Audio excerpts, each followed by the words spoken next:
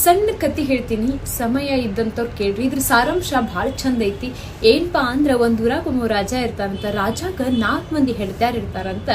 4ನೇ ಹೆಂಡತಿ ಮ್ಯಾಲ ರಾಜಂಗ ಬಹಳ ಪ್ರೀತಿ ಇರ್ತದಂತ. ಹಂಗ 3ನೇ ಹೆಂಡತಿ ಮ್ಯಾಲೂ ಪ್ರೀತಿ ಇರ್ತದಂತ. 2ನೇ ಹೆಂಡತಿ ಮ್ಯಾಲೂ ಪ್ರೀತಿ ಬಹಳ ಇರ್ತದಂತ. ಆದ್ರೆ ಒಂದೇ ಹೆಂಡತಿ ಬಗ್ಗೆ ತಾತ್ಸರ್ಯ ಮನೋಭಾವನೆ ಇರ್ತದಂತ. ಈಗ ನಾನು ಬಿಟ್ಟು ಹೋಗಲ್ಲ ಅನ್ನೋ ಕಾನ್ಫಿಡೆಂಟ್ ಲೆವೆಲ್ ಜಾಸ್ತಿ ಇರ್ತತಿ.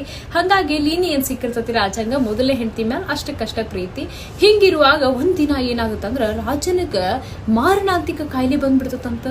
ಹಂಗಾಗಿ ದಿನೇ ರಾಜನ ಆರೋಗ್ಯ ಕೆಡ್ತಾ ಹೋಗ್ತೈತಂತ. ಹಿಂಗಿರುವಾಗ ರಾಜ ಏನ್ ಮಾಡ್ತಾನಂತ, ಇನ್ನೇನ್ ನಾನ್ ಹೆಚ್ಚು ದಿನ ಬದುಕಂಗಿಲ್ಲ, ನನ್ ಜೊತೆಗೆ ನನ್ ಹೆಂಡತಿನೂ ಪ್ರೀತಿ ಹೆಂಡತಿನ ಇಲ್ಲಿಂದ ಕರ್ಕೊಂಡ್ ಹೋಗೋಣ ಇಹಲೋಕಕ್ಕೆ ಬಿಟ್ಟು ಅಂತ ಹೇಳಿ ಡಿಸೈಡ್ ಮಾಡಿ 4ನೇ ಪ್ರೀತಿಯ ಹೆಂಡತಿನ ಕರೆಸ್ತಾರಂತ. ಕರೆಸ್ದಾಗ ಆಕಿ ಹೇಳ್ತಾಳಂತ, ನೋಡ್ರಿ ನೀವು ನನ್ ಬಾಳ ಇಷ್ಟಪಡ್ತೀರಿ, ಖರೆ ನಾನು ನಿಮ್ಮನ್ನ ಬಾಳ ಇಷ್ಟಪಡ್ತೀನಿ, ಆದ್ರ ನಿಮ್ಮ ಜೊತೆ ನಾನು ಸಹಗಮನ ಮಾಡಲ್ಲ ಅಂತ ಹೇಳಿ ಕಡ್ಡಿ ಮುರಿದಂಗ ಹೇಳಿ ಹೋಗ್ಬಿಡ್ತಾಳಂತ.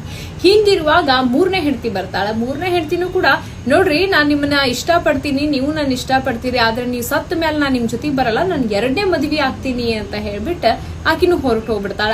ಹಂಗ ಇರುವಾಗ 2ನೇ ಹೆಂಡತಿ ಬರ್ತಾಳ. 2ನೇ ಹೆಂಡತಿ ಬಂದ್ ಹೇಳ್ತಾಳ, ನೋಡ್ರಿ ಧೈರ್ಯ ತಂದ್ಕೋರಿ, ನಾನು ನಿಮ್ ಜೊತೆ ಕೊನೆವರೆಗೂ ಇರ್ತೀನಿ, ಕೊನೆ ಗಳಿಗೆವರೆಗೂ ಇರ್ತೀನಿ, ಸ್ಮಶಾನದವರೆಗೂ ಬರ್ತೀನಿ, ಆದ್ರೆ ನೀವು ಸತ್ತ ಮೇಲೆ ನಿಮ್ ಜೊತೆ ಸಹಗಮನ ಮಾಡಲ್ಲ ಅಂತ ಆಕಿನೂ ಕೂಡ ಹೇಳಿ ಹೋಗ್ಬಿಡ್ತಾಳ.